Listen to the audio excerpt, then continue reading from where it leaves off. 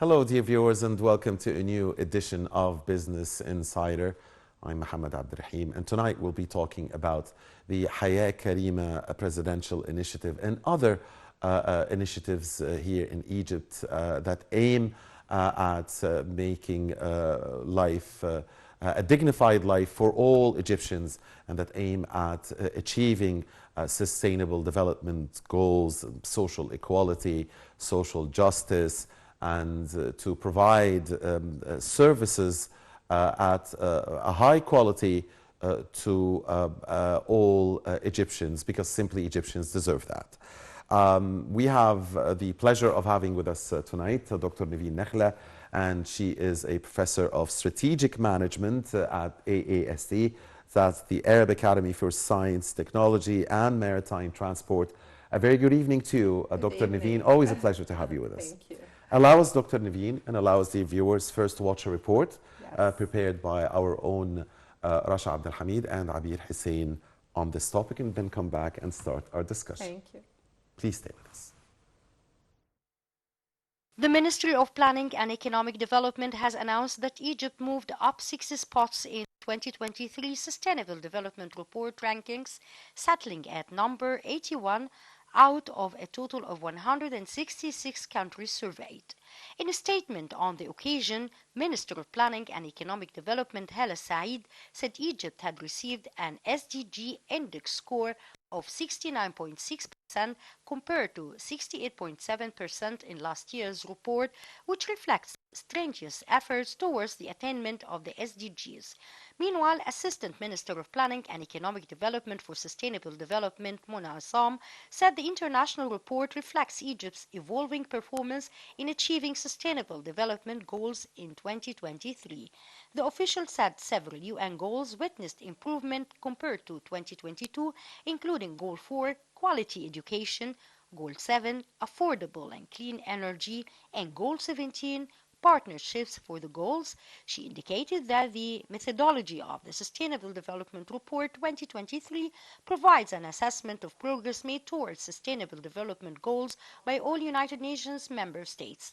She pointed out that the report includes the Sustainable Development Goals Index, presenting scores on a scale of 0 to 100, which can be interpreted as the percentage towards optimal performance in sustainable development goals.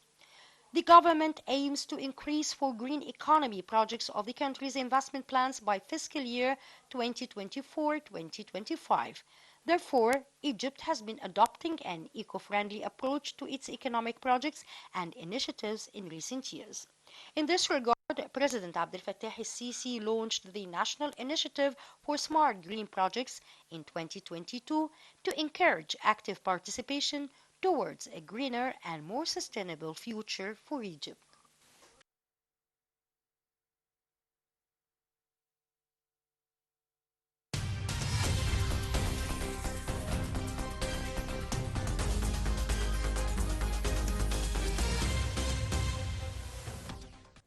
Welcome back, and thank you, Rasha Abdel Hamid and Abir Hussein, for this report. We are here with Dr. Nevine Nakhla, the Professor of Strategic Management at AAST. Dr. Nevine, since the launch of the presidential initiative Hayat Karima, a lot has been achieved. Could you tell us about the achievements of this presidential initiative, especially that it covered rural areas in Egypt, the most needy, the poorest, and it was scattered geographically across the country?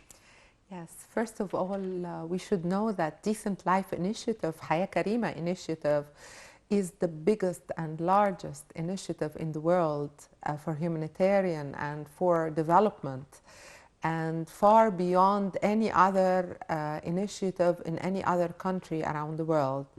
And thanks to our visionary, His Excellency, our beloved President Abdel Fattah el-Sisi, because it was his heart full of humanitarian and full of vision to his country. This initiative is going to support 60 million Egyptians in all villages. It started with 20 governorates 175 markas, 175 centers, and more than 4,600 villages. We're talking about a full integration of development, not only infrastructure, not only sewage, not only water, but education, health, even the public transportation, public things that help the villages to bridge the gap between any village, the poorest village and the most needy village, and the centers. This vision of bridging the gap between the civilization and the services that people receive in centers with people living in villages, that was very equality and decent life and dignity for all Egyptians. Indeed.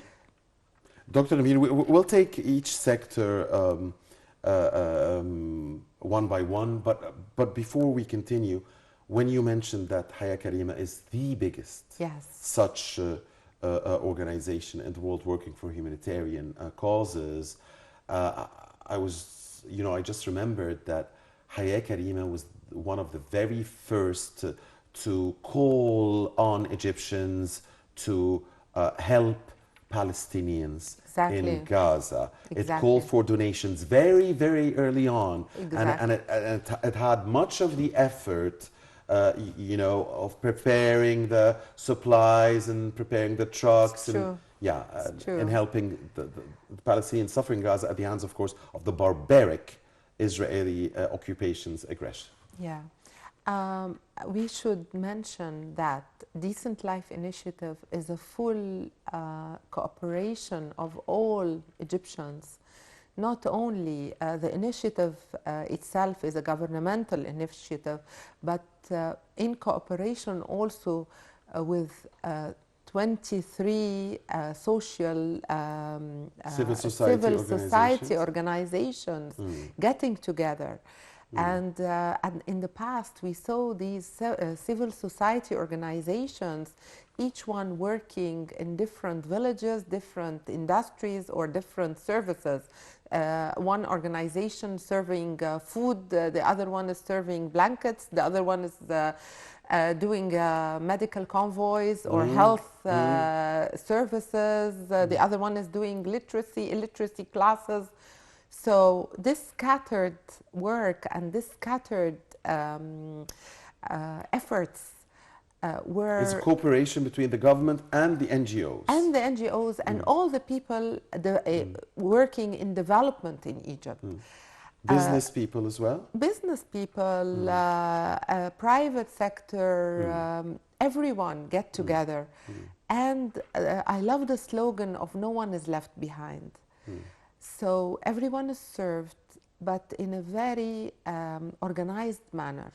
And this is what happened when starting to give the donations or to support our families in Gaza. Everyone really got together and things were done properly, not scattered. Each one knows his area of expertise and his donations and getting together.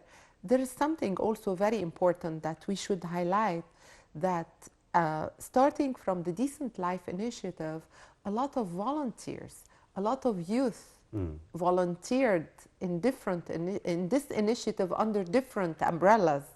Like we said, the civil society, the NGOs, the development organizations, even CSR and companies.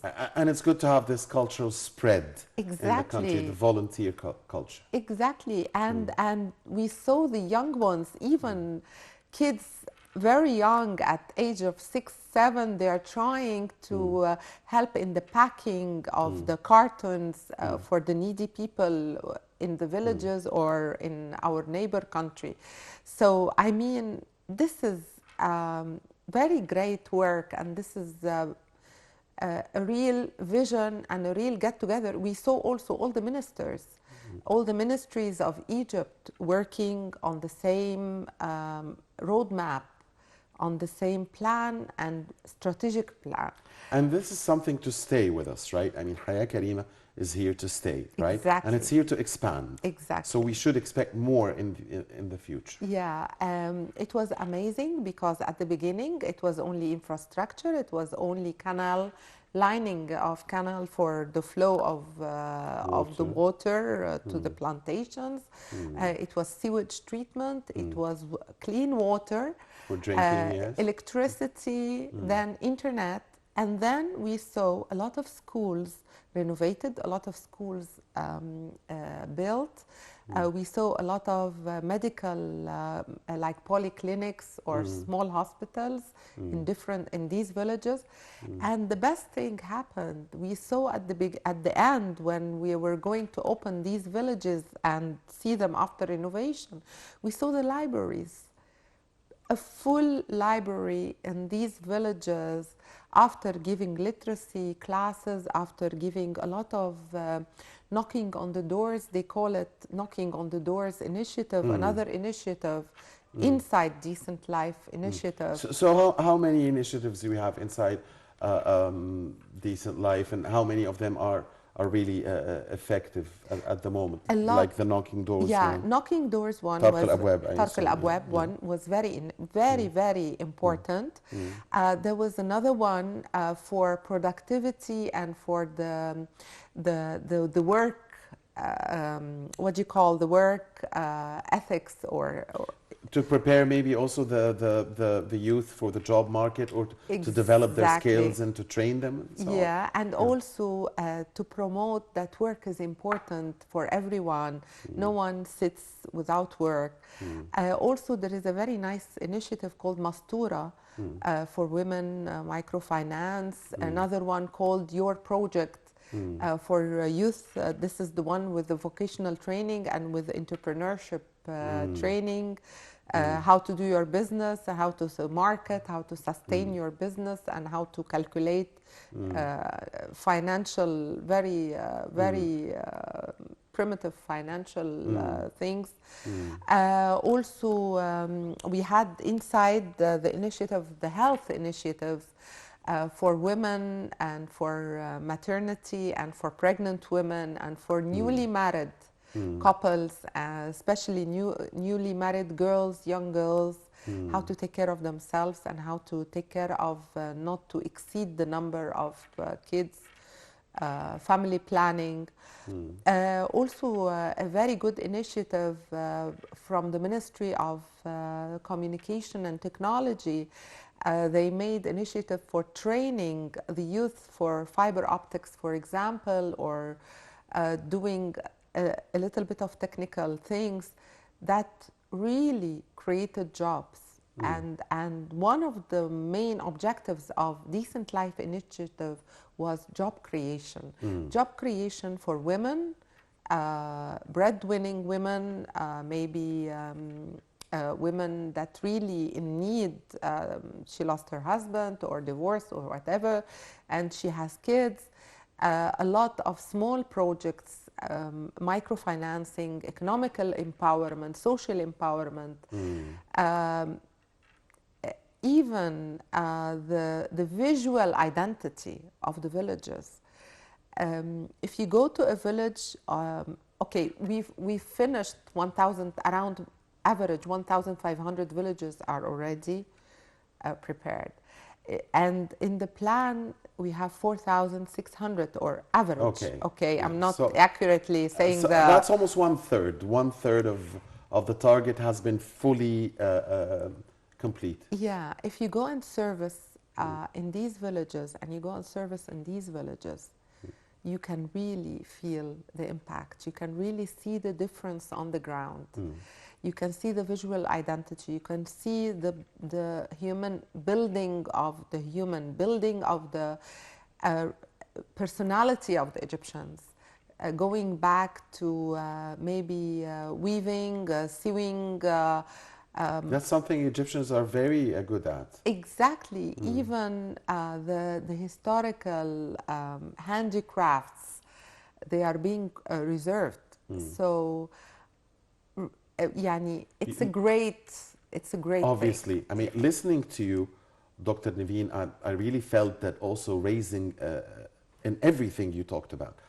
I felt that there is a goal to raise awareness, a goal to change the culture for the better, of course, a goal to for equality, a goal for women to work more, and for no one to be left behind. When you mentioned that, especially in the tough economic times we live in now, I mean, it's somehow a necessity for everybody to work, men and women. Exactly.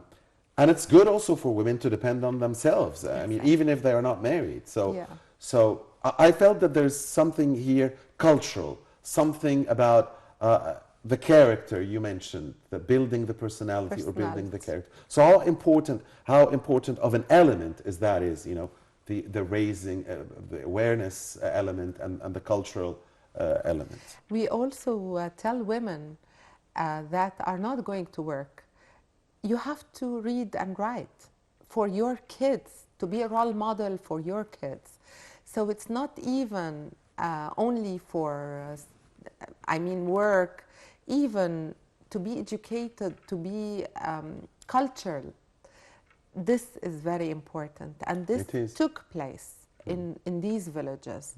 So it was like a full cooperation and a full integration, multi-dimensional poverty attack, you know. Like also the very good thing about Decent Life Initiative, it tackled the 17 SDGs, the 17 Sustainable Development Goals. Exactly, Sustainable Development. The 17. Yes, yes. Tackled everything, even if we're talking about peace between the families.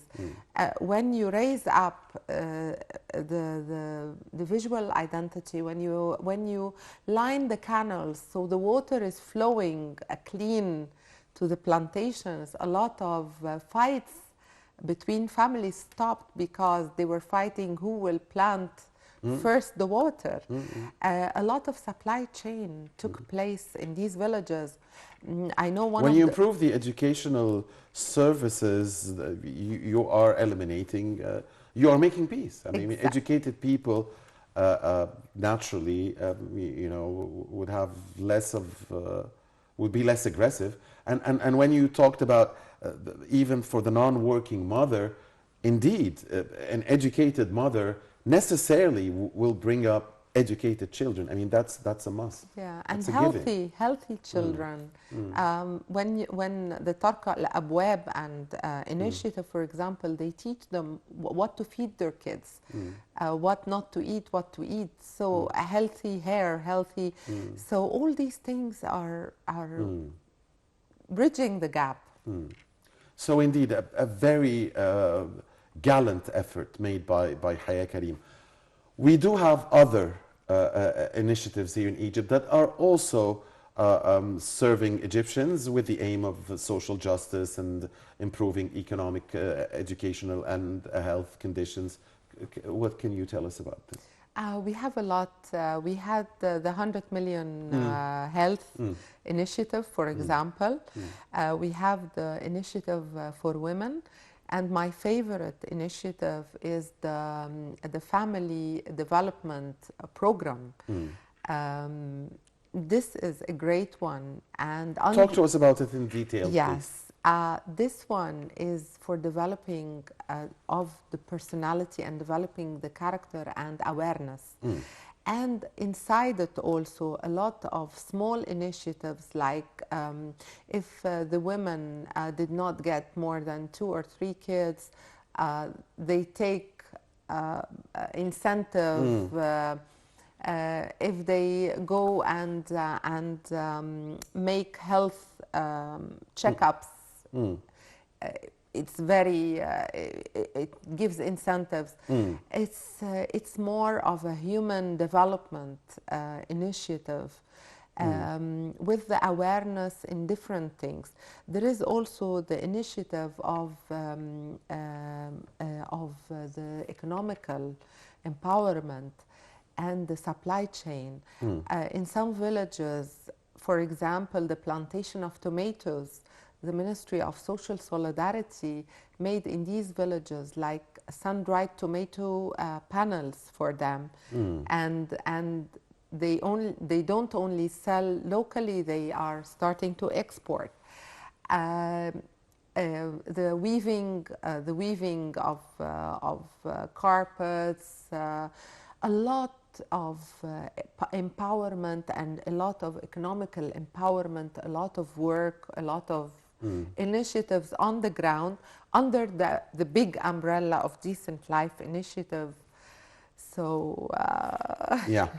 I was just reading the 17 SDGs now, and one of them really, took me a little bit by surprise. So I'm going to try to discuss it with you and see if we have something in Egypt here that tackles this. okay, Number 11. okay, Or 12, actually, 12. It's called responsible consumption exactly, and production. exactly. So, okay, I can understand responsible production. I mean, I can gather that, for instance, here in Egypt, we are encouraging, the industry, we are encouraging dependency on the local component, and Yes. stuff like that. But responsible consumption, talk to us about that, please. Yeah, okay. And this one also is achieved under the Decent Life So Initiative. tell us. We have something called the green economy, the green economy and the green villages. We have already in Egypt 9 villages of the Decent Life Initiative are green villages. Under the green economy, we teach... So they are already green, and some of the big cities are not green. Exactly. I mean, yeah. So after a while, we will need to bridge the gap between the cities Exactly, and the that's- villages of yeah, that's what I Decent wanted to Life say, Initiative. yeah. So these villages, okay, the green economy, what does it mean? The green economy means that we follow the sustainable development in everything done. Not only in reusing the resources or Recycling, yeah. recycling. No, but also they say what comes from the ground goes to the ground, and what comes from industry goes to industry. So it is using all the resources in a very sustainable way without ruining the resources, with leaving the resources for our Future kids generations, and, yes. and grandkids. Also, the green economy or the green villages are green products, green services, clean, green, a lot of initiatives inside this with carbon emission reduction. A Right. lot of things. So even this Okay. Okay. is achieved. What about goal number 14, SDG number 14, which is life below water? Life below water. What are we doing for this? Life below water, and maybe not the Indecent Life Initiative. I'm not sure exactly, but I would imagine that the lining of the canals and the cleaning Of the Nile of the waters. River Nile, and this gives To even preserve our fishery our resources. exactly. Yeah. So, Okay. and also we have made in Egypt, this is not the Decent Life Initiative, but we have made in Egypt a lot of plantation of fish plantations. Galion, for example. Galion now it's exporting and doing a lot of manufacturing and a lot of things. So definitely Egypt is one of the very keen countries around the world to follow the Sustainable Development Goals with all its pillars. Right. When you said, Dr. Nevine, that almost 1,500 villages have seen the completion of the Haya Karima works there, and some almost 3,000 roughly plus remain. Does that mean that this is where things will end, or do we expect to see this, or at least we would want to see this, continue until, there is really a dignified life for the 100+ million Egyptians? So this would just be phase one, the 4,600 villages, and then there will be a phase two and so on. What are we expecting? These are divided into 3 phases. And the way they saw the villages and divided the villages was very like a KPI, they know that they started with phase one, which finished, with the very low, needy, The most needy. 70% poverty, and you know what I mean.